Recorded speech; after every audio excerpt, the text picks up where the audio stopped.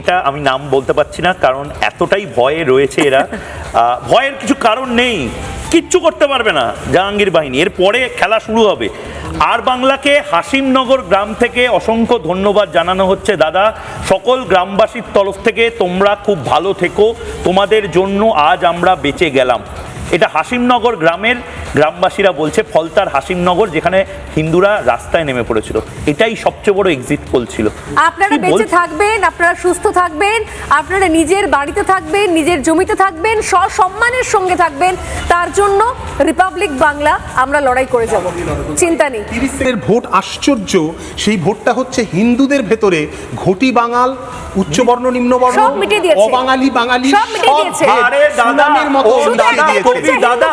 যোগী আদিত্যনাথ হিন্দিতে কবিতাটা লিখে গেছেন, বটেঙ্গে তো কটেঙ্গে, এক রহেঙ্গে তো সেফ রহেঙ্গে, বিভাজনে মৃত্যু, ঐক্যে বল।